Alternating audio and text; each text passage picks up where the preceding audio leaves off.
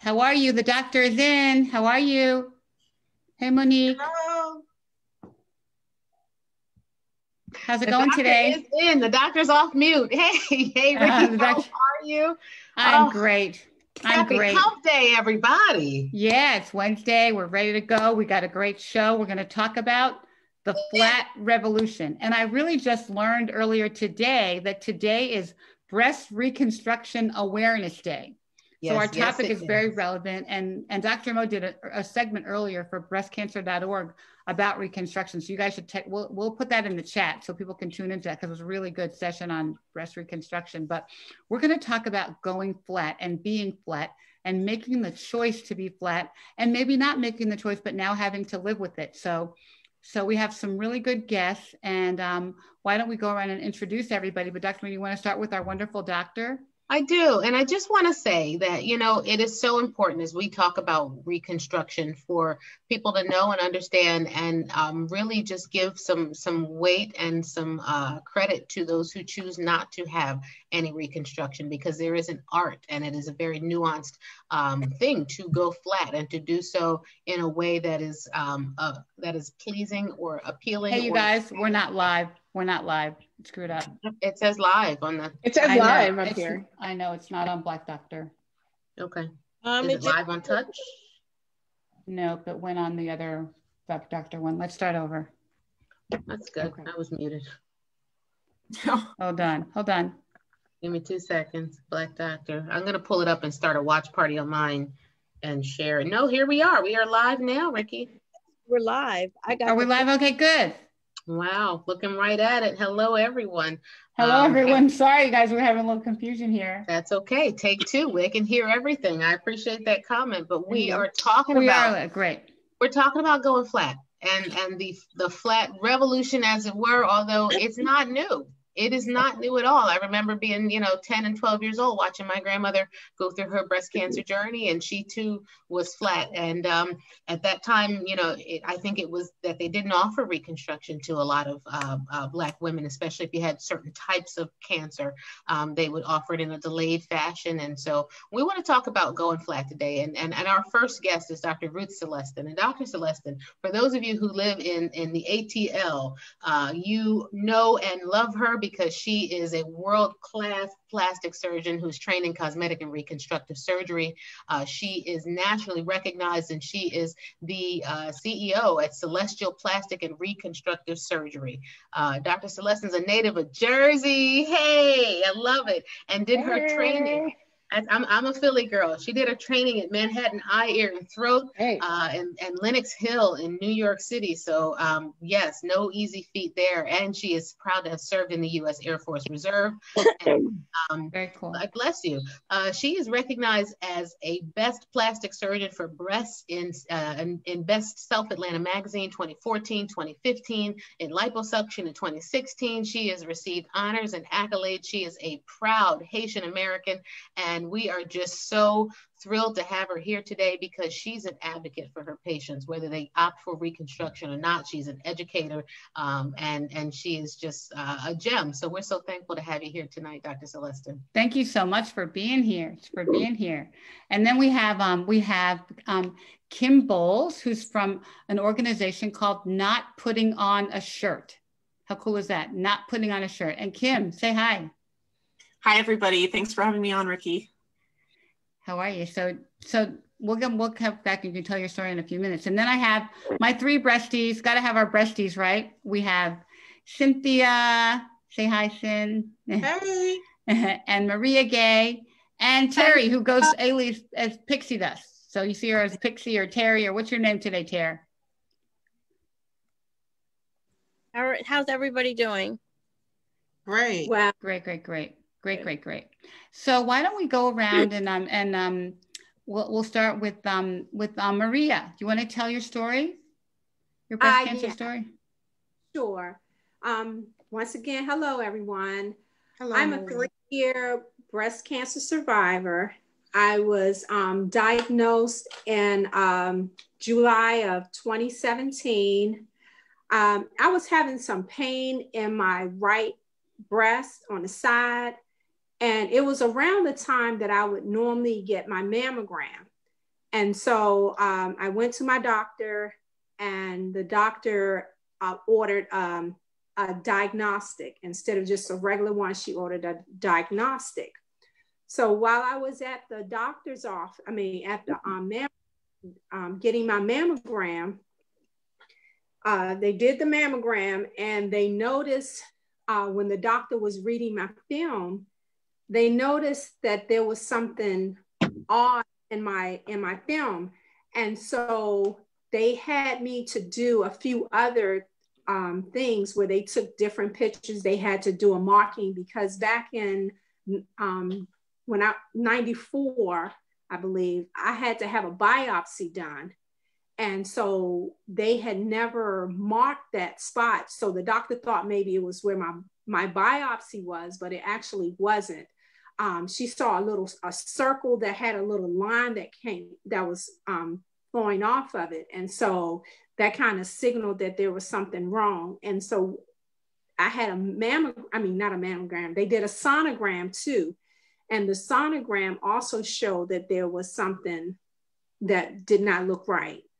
And so they ordered another exam where I had to go in, and they had to do the biopsy and everything. When they did the biopsy, it came back that I had stage 1 breast cancer. So I was HER2 negative, ER, PR positive, invasive breast cancer. So I did my research and everything. I talked to different people. I had friends, sorority sisters, neighbors who had breast cancer. And so I talked to them about different things. And also my mom had breast cancer. I had 2 nieces, 2 aunts, and a cousin that had breast cancer as well. And so I decided that I would go ahead and have a bilateral mastectomy. One of the things, because I did not want to have a long, drawn out recovery or anything like that. I wanted to get it over with and done, because I'm a single mom with 3 kids, and my son was playing football at the time, and I could not be down for a long period of time. So I just opted to just go ahead and get it done. And I was fine with my decision. I talked to Shonda of the Bolden Brestlers, who also went flat. I read her story, and I talked to her, and she also helped me in my making my decision, but it was my decision. And so like I said, I decided to go flat. I try not to tell a lot of people, because for some reason, people, they talk negative about it. When you tell people that's what you want to do, they always trying to change your mind, and you're not going to be this, you're not going to be that. But I sat my children down, and I talked to them, and I asked them, how would they feel if I decided to go flat? And my son at the time, he was 17. And he was like, Mom, I just want you to get that out of your body. If you want to go flat, then you go flat. And, my daughters, they were fine with me going flat as well. And, and I even asked questions like, well, what am I going to, as far as how am I going to feel when you're flat? And so Shonda told me, she said, being flat is just like when you were younger and you didn't have any breasts. I mean, it's the same thing. So you just had to, just get used to that. And it was fine. I mean, I'm not like Pixie Dust, who would take her shirt off and show everybody. No, but I'm fine. And can I say, excuse me for the interruption, when I do it, she's the first person, I don't care how many times I do it, she'll call me and say, I just would not do that. I just would not do that. My sister lives in New Mexico. So Maria was like my big sister. And I don't know that she disapproved, but she let me know that it was uncomfortable. Yeah. So, so Dr. some of the stigma, I guess, or the misinformation, or just the big black box about going flat. I want to invite Dr. Celestin to make some comments at this time and talk a little bit about, you know, what that conversation can look like with patients, and if in fact you even get to have that conversation with patients. Are breast surgeons referring for that conversation, and how it could and should go to make this decision easier for patients? Sure. Thank you guys for having me on to discuss this really important topic. And going flat is something that I think needs to be as much of a part of the conversation as just all of the breast reconstructive options. So I'm really honored to be here and talk with you guys about it. So, you know, what it should look like is that a plastic surgeon is an integral part of your surgical oncology treatment team. Now, whether or not you ultimately choose to have a breast reconstruction or to go flat, a plastic surgeon can be really useful for not only presenting you your reconstructive options, but also to work side by side with your surgical oncologist to design an aesthetically pleasing flat outcome. And, you know, as far as how it often goes, unfortunately, especially when we're talking about Black women, there is an issue with access that's ongoing, even in the information age. We know that statistically, Black women are far more likely than their white counterparts to be uninsured, or in some cases, what I would call underinsured, and therefore either lack access to plastic surgeons who participate with their plans, or simply be concerned that they won't financially be able to afford the burden of covering these procedures, and concern over whether or not their insurance will cover it. So there's not only an access issue, but potentially just a health literacy issue. And then even when you control for those access issues, there's still, I would call it an under referral pattern for Black women. Because when you just look at the data, it's clear that Black women are still less likely, even when you control for access, to actually undergo reconstruction compared to their white counterparts. So I'm thrilled to be a part of a conversation that hopefully moves the needle in a different direction, because I think it is about Black women having spaces to have these conversations, to see it and hear it from people who look like them, who maybe sound like them, who walk the same life experiences as them, and feel like they're getting information from sources that they can trust and identify with. But if I have a patient who comes into my office referred by a breast surgeon, you know, the conversation, we do go over all of their options, but I have to also accept that I'm meeting with someone who is basically trying to sip water from a fire hydrant and is being presented with a shotgun blast of information. By the time they reach me, they've already spoken with their, you know, 4 or 5 other specialists.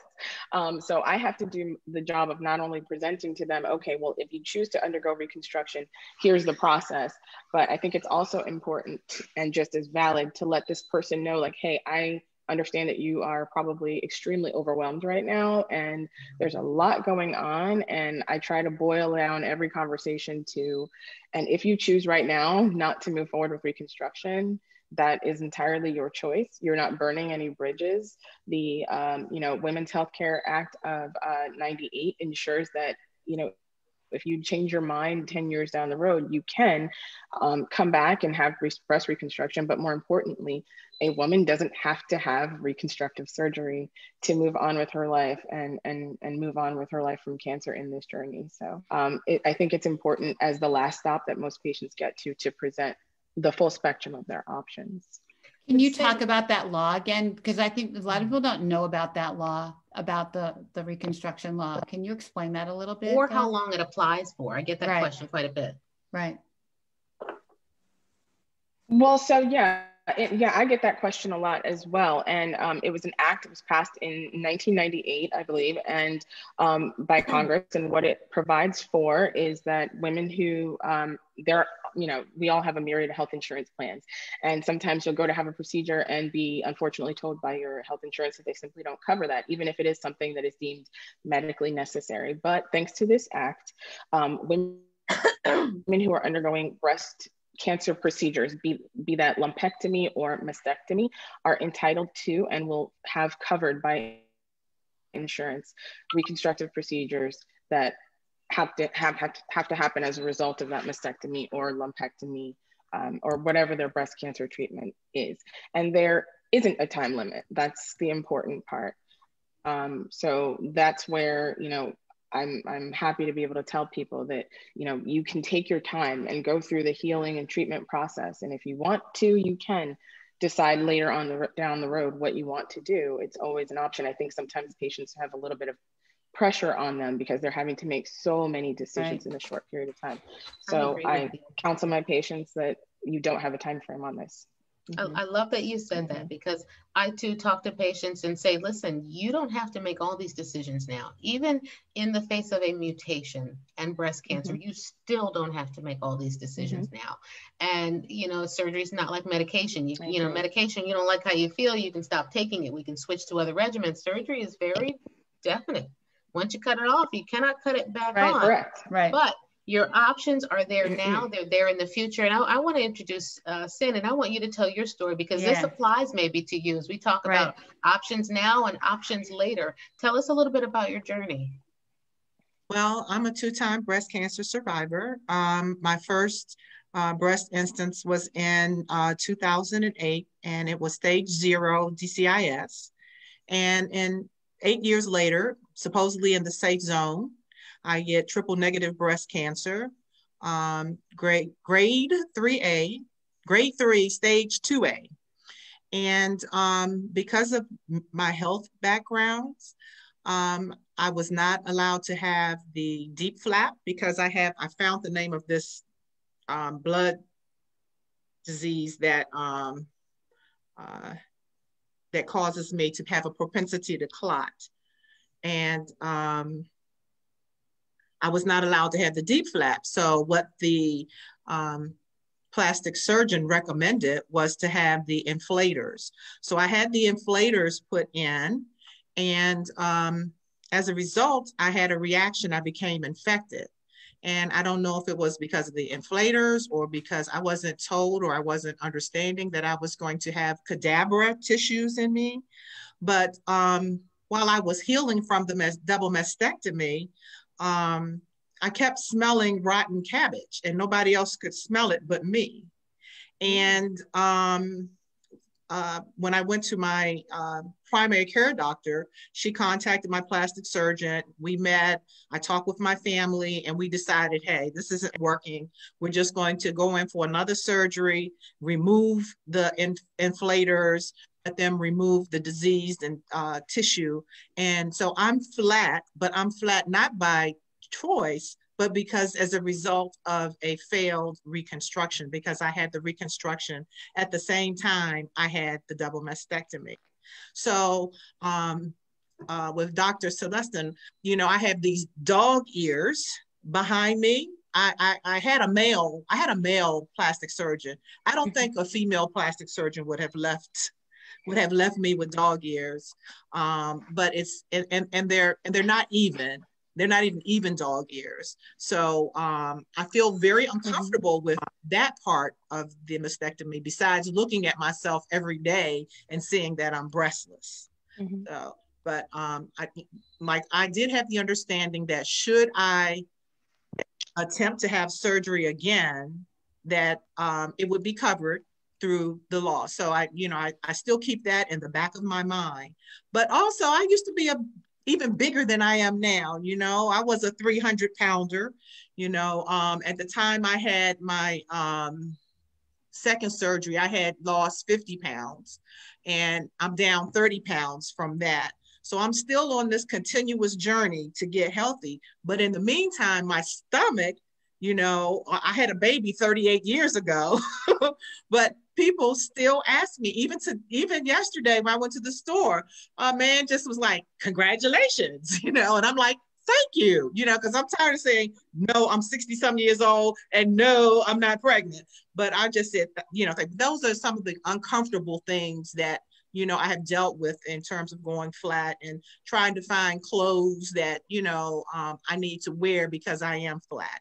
So, and of course, there's other testament to the black that doesn't crack, first of all. Right. Because if people are thinking that, I mean, you just right. Take there. That. Yeah, take that, girl. They think Yeah. childbearing age at 60. Yeah. Listen, honey, Yeah. you look Right. incredible. I think you need to But, talk but, to but Doc, can you weigh in here? Yeah. And I want to talk about two things. One, I want to talk about the myths, the fear, the stigma associated with implant-based reconstruction, because there is a lot that we need to dispel, and it isn't for everybody, but for some of us it is. Yeah. And then the second thing is anatomically, what happens when we do a mastectomy? Where does the breast end? And I gotta do this for the surgeons, because the patients don't always understand that there are boundaries of the breast. And so when you talk about these dog ears, a lot of times, and not defending it, but surgeons will make the incisions, they'll try to make them smaller because what you see is the scar. And so that surgery can result in longer incisions that patients don't like. It can result in drains. It can result in some things there that are outside of the boundaries of the breast. And I'm not saying that to justify it, but to help patients understand why sometimes you end up with things like that, because a surgeon who isn't attuned to these things will literally stop where the breast ends. And this becomes much more, I call it the side meat. You can't see it because my camera's high, but the side meat, right, that we all have becomes much more pronounced when these are gone. It's a perception issue, because your breast right now goes and continues into the side meat. So you go talk about it and tell people what they need to know, Doc. Explain what a D-flap is too, that Cynthia referred to, because a lot of people don't know what that is, Doc. Yeah, sure. I'll talk about the DIEP flap, because that's really important to what she was saying regarding her limited options. So a DIEP flap, a deep inferior epigastric perforator flap, is where a plastic surgeon removes a portion of tissue from your lower abdomen, similar to, but not exactly the same as the pattern you would see with a tummy tuck is what the scarring results as. And they use the tissue that might normally be discarded in a tummy tuck to reconstruct the breast. And they transfer it to your to the chest wall and attach it to your chest wall through a process called microsurgery. The microsurgery involves taking the tiny blood vessels, the artery and the vein, and connecting it to blood vessels in your chest. It's really amazing surgery, and it can lead to beautiful surgical outcomes in terms of reconstruction. But an important part of Cynthia's story is that she has a genetic propensity to form blood clots. And so her surgeons thankfully did that interrogation into her medical history and found that out about her, because it would have been a really sad outcome for her to have gone through what is actually a pretty long surgical procedure after a mastectomy, only to have an inevitable failure of her flaps because of her high likelihood to clot off those tiny fragile blood vessels right where they're connected. So it's a procedure that's great if you don't have a propensity to clotting. It's something that, you know, obviously your medical history should be thoroughly interrogated. Your anatomy should be thoroughly checked before you undergo this procedure to ensure that you're an ideal candidate for it. But in the case that you're not, there are other options for autologous or using your own tissue. And then of course, you guys mentioned the implant-based reconstruction with the expanders, the tissue expanders. So when Dr. Mo is done removing the breast tissue, we're left with the skin and what the subcutaneous or just below the skin fat. So talking about the architecture and the anatomy of your breast, that footprint, I'm just going to lower this a little bit. That footprint, you know, depending on the width and size of a native breast of a woman who is like a, you know, all the way down the alphabet, F, G, H size breasts can be very wide. And it is a challenge aesthetically how to design those incisions in a way that doesn't leave you with those, what we call in plastic surgery, red dog ears, because that's all the patient sees at the end and it becomes focused on, even though, as Dr. Mo correctly pointed out, when you have a wide breast, it is continuous right into your back, into the so-called bra roll. But the actual breast, if you just drop a line from the front of your armpit straight down their side, that's where your breast tissue officially ends. And so oftentimes, like that anterior axillary line is kind of where most of the incisions are ending. And there is a rock and a hard place in trying to make sure that your incisions aren't too long and not extending all the way into a person's back. And I guess part of that would go into your surgical planning and also, you know, discussing with a patient what they can expect in terms of, okay, this is what a dog ear is going to look like, maybe showing them photographs and explaining how they are likely to develop a dog ear because of the width of their breast footprint, as I like to call it, that isn't going to change just because the breast isn't there. And if that's something that they're interested in, even if they're choosing to go flat, then perhaps a plastic surgeon's services could be used in that designing of the incision so as to curve and keep it flat and make it more aesthetically pleasing, so that, you know, in your case, Cynthia, you would have a more aesthetically pleasing outcome, because that is a concern, especially in clothing, in the profile of, you know, tops and everything. It can show and be really bothersome long term. But back to implants, because I did jump over that. You know, I meet a lot of patients. A lot of my patients are African-American women, and we overall, I would say, have a sort of stigma against implants or anything fake, or what we deem fake, putting anything fake in our body. And it may, you know, date back to or be related to just an overall mistrust in the Black community with the healthcare system. And that's not baseless. There are lots of reasons why, you know, there's some deep-rooted mistrust between the Black community and the healthcare community at large. But again, that just goes to the need to educate, self-education, and also for the healthcare team to do a lot of education. The implants that we use are all FDA approved and extremely safe devices. The tissue expander itself is a temporary implant, and what you switch it out for is a permanent silicone implant. And those implants, while they're not a lifetime device, are known to last in people's bodies without issue for, you know, decades. When you run into an issue like Cynthia did with infection, there can be a myriad factors, because there's so many things happening at the time of that reconstruction where an infection may have been introduced. And the cadaver skin that you mentioned that is sometimes employed in the reconstructive process, it's not without its downsides, but the main use of it is to provide a little extra tissue coverage for that implant to actually prevent things like exposure and infection, because once that breast tissue is removed, the skin that is left behind can sometimes be a little thin. And so the purpose of it is to protect that implant. But I think that really speaks to informed consent and, you know, a patient really being told, you know, from the top to the bottom. And I tell patients, like, listen, I'm sorry, I'm going to throw a lot of words at you. I'm going to give you a lot of homework. We're going to, you know, we have our consult and then we have our pre-op appointment, because there's so many new terms being thrown at a patient at once that they maybe, you think they heard you say cadaver skin and they didn't. And so it needs to sink in, and they need to have an opportunity to come back and ask questions about it, and, you know, and make sure that they're fully informed about what it is that's going into their body. Yeah, and plus they have cancer. They just got a cancer diagnosis. So you get all this information.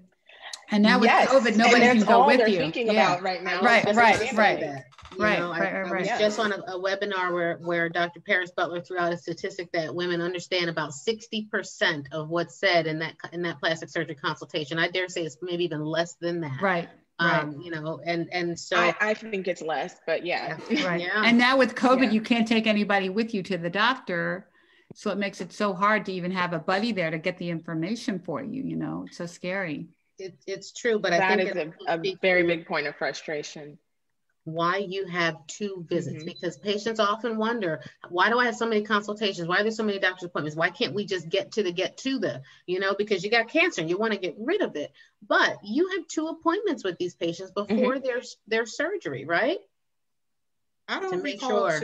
Yes, I do. Well, I do. My plastic surgeon because do too. We need to make sure. Because of, Yeah. I want to get Kim in here. Yeah, like Kim, I'm sure Kim has some great insight here about and talk about some resources and sites and places for good information as well. But tell us more about your journey as well. Are you talking to me? Yeah, we're talking to you, girl. Okay. Well, I don't have any resources to recommend about breast mound reconstruction because my focus is flat closure. But that's the resource we need. That's what we want to talk about. Dr. Seston mentioned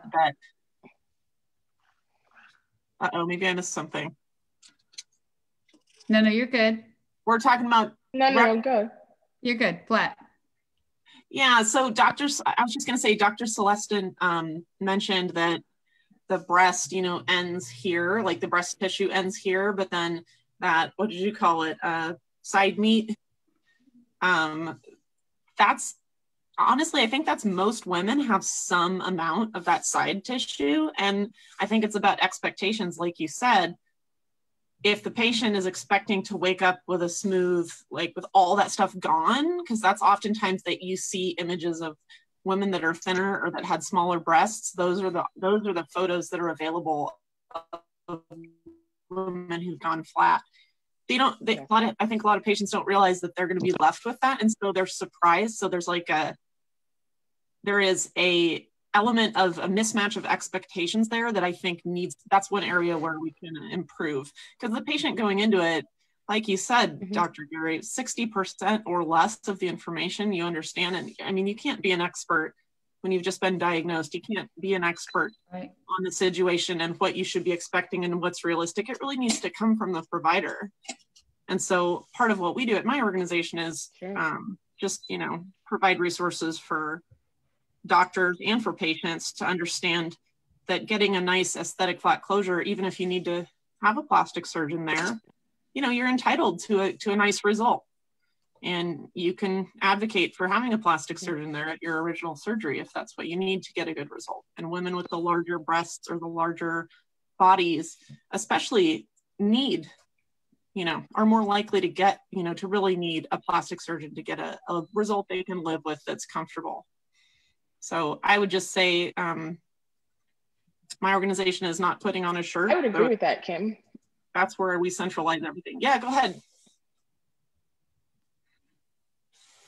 No, continue. I was going to say, I would agree with that point that, you know, I think a lot of maybe surgical oncologists think if this patient is not interested in reconstruction, I don't need to send them to a plastic surgeon at all. And I think it's, you know, that's not necessarily the right thinking. I think all patients should be referred to plastics just to learn their options, period. What they decide to do is, you know, a separate story, but just even to learn that they can have the plastic surgeon as a resource, as you mentioned, in the mastectomy procedure, whether they're having a breast mount reconstruction or not, I'm sure very few patients know.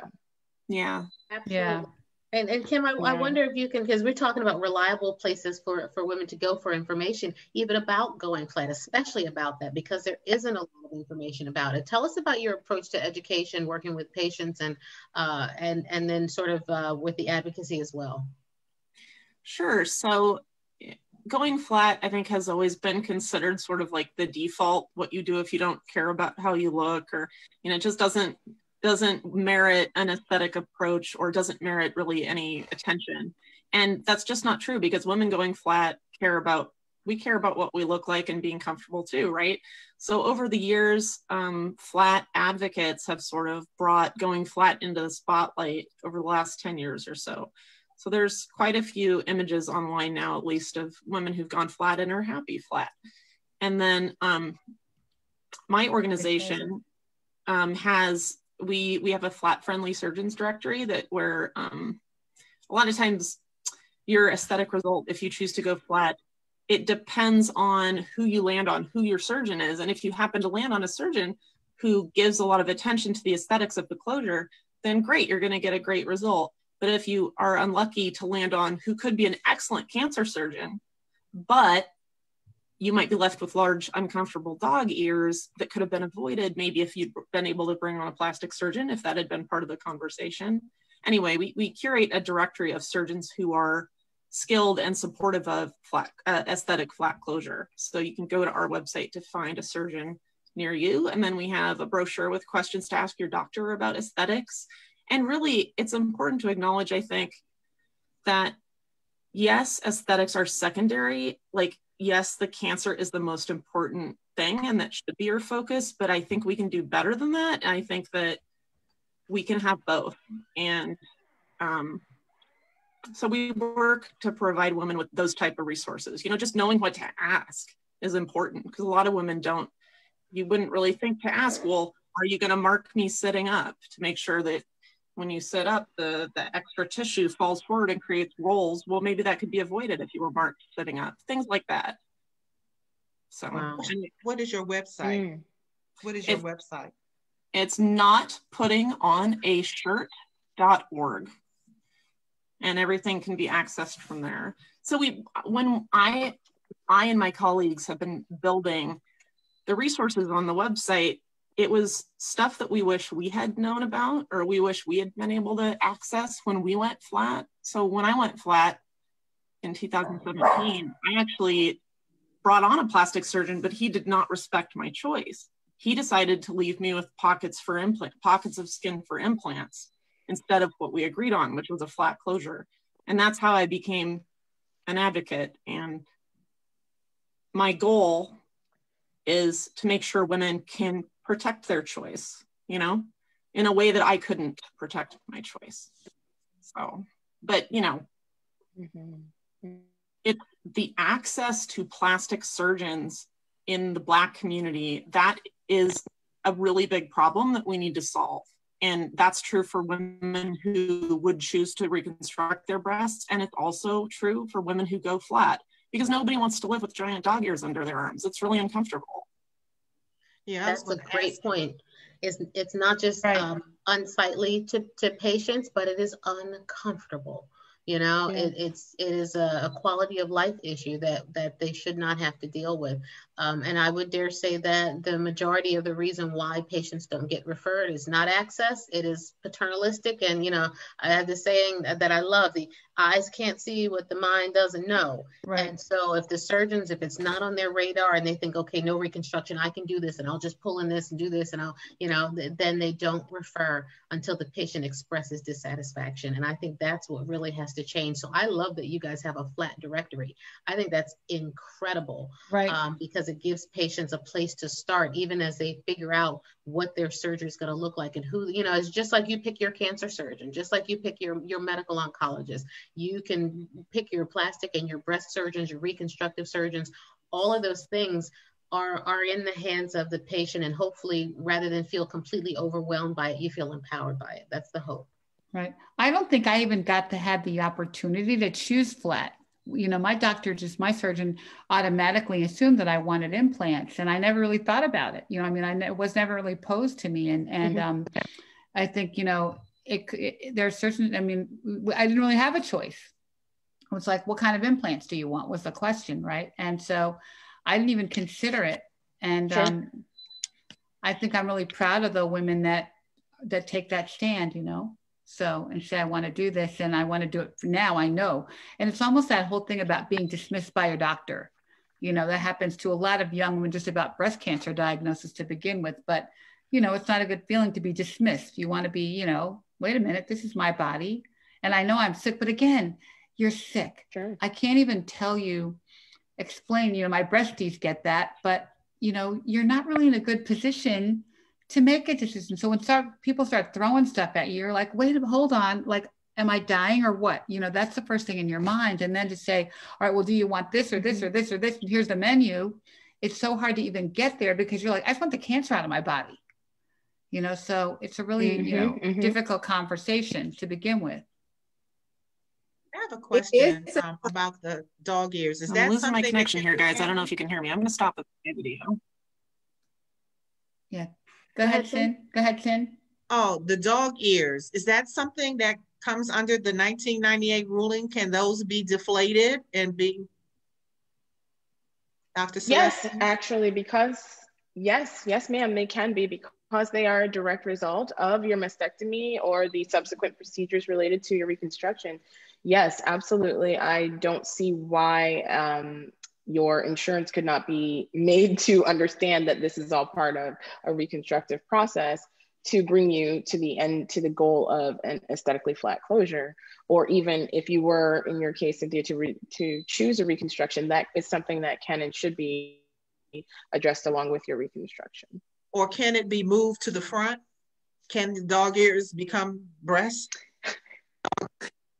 Like the flap become breast? Well, honestly, that depends a lot on the anatomy of what's going on. And that's, you know, that's where, as much as, you know, our surgical oncologists are, you know, taking off breast tissue, that, you know, we're trained in basically borrowing tissue and moving it to another location, creatively looking at a situation, be it a wound or a trauma or an absent breast, and creatively assessing just based on the anatomy and the tissues available, and finding like tissues to reconstruct like things.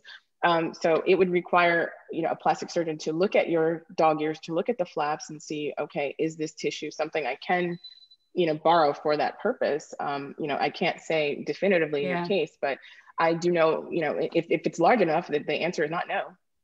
Right. I love that you asked that question, because the reconstructive options now, even for what we call autologous flats, like your own tissue, we used to move your muscle, right? Doc, you can talk about this, Dr. Celeste. Yeah. The muscle, the latissimus flat, and rotate it around. Now we can take the excess fat even and leave the muscle in place. This is how good Dr. Celeste and these plastic surgeons are. They can take not even the muscle, because that's been a quality of life issue. It's a discomfort, pain, you move your abs, your trams, right? But now just the fat and move it around. Yeah, wow. And that's the beauty of the microsurgical options that we have. And even, yes, as Dr. Gary was saying, with the local tissue options, that latissimus, skin and tissue is right there to be, ready to be harvested and swung in. And we do have a lot of muscular and functional redundancy in the tissues around our bodies. And that's what we're trying to do, is to use the areas of functional and muscular and soft tissue redundancy to reconstruct. So I want to talk about, I was going to say, Ricky, to your point, right? Because here we are, women are facing a diagnosis. They're overwhelmed. They're worried about, what are they going to do as far as their job and their kids and all of the things, the life stuff. They're wondering if they're getting any chemo. And then we're saying, oh, well, great. Now there's reconstruction. There's all these things. How do we begin to have a conversation about other things like quality of life, like survivorship, like intimacy? Because how does a woman make these decisions now that are going to affect things like intimacy later, if you can't even have the conversation because you're so focused on your cancer? So how do we begin to catch women up and get them get their minds wrapped around what's happening in order to begin thinking about down the line in the future? And what advice do you guys as a panel have for those women? Well, I think that being in a relationship or being married and having breast cancer can be tough for anybody. We hear the horror stories every day. How women talk about their husband just left.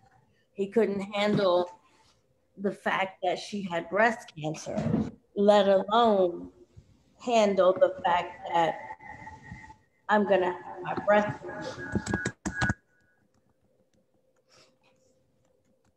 Uh-oh, did we lose Terry? I'm sorry. Oh, I thought we lost you. You're back. Yes. So I think that love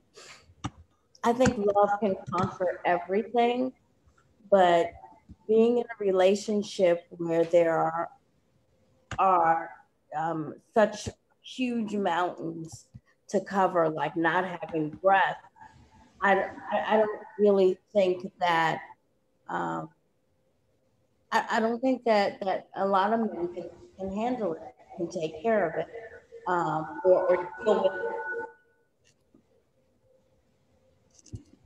I think it depends on the person that you're with, because it takes I guess they're going through things too, because they're used to you, I guess, touching on your breast or whatever, and now it's going to be an absence of your breast. The person that I was dating at the time, I guess it took a little while for me, because I was like, I didn't want him to see me like that. And so like if we made out or whatever, I would have on a shirt. And then eventually I felt comfortable enough where I would take it off. But even he didn't really like touch me in that area, but it's like, and I guess it took him a little while before he felt comfortable, just kissing my chest or whatever, because, it was nothing there. But eventually he did. And it was fine. It was like, it was nothing, because he was like, I'm looking at you because you're a woman and not just your breast doesn't define you. And so, that was helpful. Do you think it's more about the man or more about you? Do you know what I mean? To me, like, it's more about how I feel about myself that helps other people feel something about me. Do you know what I mean? Is it something that you know, like, I feel like sort of it's in my control to feel good about myself. And then if I feel good about myself, anybody else can feel good about me too. Do you know what I mean? Right. And I think that's what it was. Once I relaxed and, you know, I was okay with it, then, you know, he was fine with it. But it was all about me, you know, just like you said, releasing it and just, you know, allowing it to be what it is. Just like, you know, when you walk around and, you know, I guess at one time, I always thought that, you know, people were looking at me or whatever and always had like a comeback. So if somebody says something, you know, in my mind, I'm like, okay, if they, you know, say this, I'm going to say that. And it's, but now it's like, it doesn't matter. You know, you look at me, you're like, okay, is that a man or a woman or whatever, because my hair was short or what, but it's like, I'm a woman, I know what I am. So, you know, this is me. And if anything, I'll just say, okay, I'm a breast cancer survivor. Right. I'm alive. I love it. Can I tell you though that some of my patients who've had nipple sparing mastectomies, you know, and implant-based reconstruction, and to all eyes and all appearances, don't look like they've had a breast cancer, still have sex with their t-shirts on. They still are not comfortable showing, because it's to Ricky's point, the sensation is different. You know, things are still numb. They still don't feel good about themselves inside. And so how they feel about whatever reconstruction they've had or haven't had is less of a concern. And so I think you're right in that once you wrap your mind around who you are and what you are, and the fact that you deserve good intimacy, you deserve at a minimum great orgasms, you deserve to be touched and kissed and all those things, right? Yes. And you work with whatever you got. And that your partner, you know, whomever loves you and sees you for you has got to embrace that as well. And no, I'll tell you a crazy story. So my husband of 30 years, he's now my husband, you know, after breast cancer, I had to get rid of all the cancers, right? He was one of them. So, but you know, my little fake implants are bigger than the ones that tried to kill me. And I remember him saying after my surgery, like, wow, Ricky, how's it feel to have breasts? And I said, well, it feels great to be alive. But, you know, like, so, you know, it's still a contentious topic. Then you have to just, you know, get the cancers out of your life. Right. Yeah. I felt like when I had my double mastectomy that I lost my sexy. I felt like all my sexy was in my breast. And that I lost that. Although I have been told that it would take a lot more than me losing my breast. But to me, that's, like you said, it's something I have to deal with, because I felt, you know, that I've lost all my sexy. I'm always, and to piggyback on what Maria was saying, when shortly after I had cancer, I was at an event, and because I'm tall, I'm almost 6 feet tall, with no breast and no hair. A guy was like, "Excuse me, sir," and I turned around. He's like, "Uh-oh," you know. So, you know, so it does make you feel some kind of way. So, but yeah, you have to get through yourself. I mean, it's a lot of mental and emotional things that you go through. So, but yeah, I still feel like I've lost all my sexy, you know. Oh, you're not. You're a hot mama girl. That's what that's why Terry taking off her shirt and getting those photos and making the, you know, publishing the photos. It's important for flat women to show other women that it's okay to be flat. I feel like, Terry, you did a great service to women by putting yourself out there like that. So agree. I did too, really. Yeah. And I think I did more of a service for myself, because I don't know that I would ever have been able to do it if I thought about it first. You know, we were at the beach a couple of weeks ago and met a couple. She walked up to me and she said, "Oh my gosh, you don't have on a shirt," or something to that effect. And her husband was looking kind of, you know, oh, I didn't even notice she didn't have on a shirt. But her whole purpose of coming up and speaking to me was because she too had a malformation. She didn't mention breast cancer, but she did say she had a malformation with her breast, and that I must be the strongest person in the world to just walk up and down a beach with no shirt on. And I didn't feel that way. I felt every day when I look in the mirror and I see my scars, a remembrance. And then it got to the point where I was like, heck yeah, I like this. This is good. But it wasn't always, and it still is not always easy to just take off your shirt and walk on the beach or because that's the only time I do it. I certainly wouldn't go into any store or anything like that without a shirt. But I'm comfortable now as much as I can be. I've talked to so many women who were, while they were making their surgical decision, they searched online for images of women who were flat. And it was seeing an image of a flat, happy woman. Like there's this one famous photograph of a woman with her 2 kids at the beach, and she's just laughing while her 2 kids are playing in the surf, and she's just flat and out there with it. Multiple women have told me they saw that photograph and they thought to themselves, I can do this. Mm-hmm. So you might not feel confident, Terry, but it sure comes across in those photographs. I guarantee you women are seeing those photographs and it's giving them the confidence to be okay. Thank you. With a decision that's best for them. If my mother ever saw it, she would die. She would kill me. And my son always says, Ruthie, who is my grandmother, passed away. He said, oh, I know Ruthie would get that cane and you'd be dirty. Oh, no. She'd get you with that cane. But my grandmother had a heart of gold. And when she was diagnosed with breast cancer, her main concern was just the opposite of mine. She didn't want them to take her breast, I don't want them to I need my breast. I know.